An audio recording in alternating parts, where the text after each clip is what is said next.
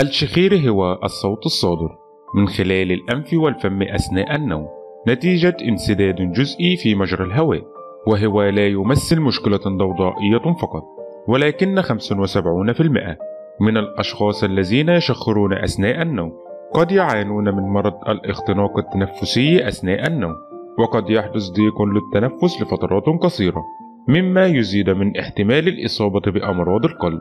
أسباب الشخير أثناء النوم: عيوب خلقية مثل انسداد الفتحة الخلفية للأنف من ناحية واحدة، تضخم اللحمية واللوزتين مما يؤدي للتنفس من الفم دون الأنف، الاستنشاق الفمي وهو التنفس عن طريق الفم بشكل غير طبيعي، الالتهابات المزمنة في الأنف والبلعوم، وأيضا التدخين وزيادة الوزن. كشف موقع ميديكال نيوز توداي الموقع الطبي الأمريكي عن العلاجات الأكثر فاعلية للشخير أثناء النوم، وتشمل: أولا، فقدان الوزن. الأفراد الذين يعانون من زيادة الوزن هم أكثر عرضة للشخير أثناء النوم، فالأنسجة الدهنية والعضلات الضعيفة الموجودة خاصة حول الحلق تتسبب في الشخير أثناء النوم.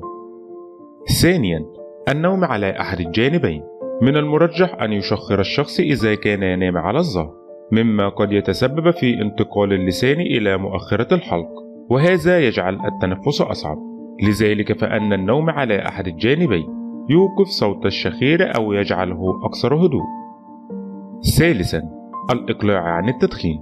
بالإضافة إلى الأضرار بالصحة العامة، فالتدخين يزعج الشعب الهوائية، وهذا يتسبب في الشخير أثناء النوم. رابعا، تجنب المشروبات الكحولية. شرب كميات كبيرة من الكحول يريح عضلات الحنجرة، وهذا يترتب عليه حدوث الشخير أثناء النوم. تجنب الحبوب المنومة. يمكن أن تؤدي الأدوية المسكنة والحبوب المنومة إلى نوم عميق جدا، وهذا قد يكون له تأثير مريح على عضلات الحلق، الأمر الذي يتسبب في النهاية إلى الشخير أثناء النوم. رفع الرأس أثناء النوم. يساعد رفع الرأس باستخدام وسيلات إضافية على فتح المجرى التنفسي أو تقليل الشخير والقضاء عليه. علاج حساسية الأنف. يؤدي رد الفعل التحسسي إلى احتقان مسالك مجرى الهواء، وهذا يجعل الشخير أثناء النوم أسوأ.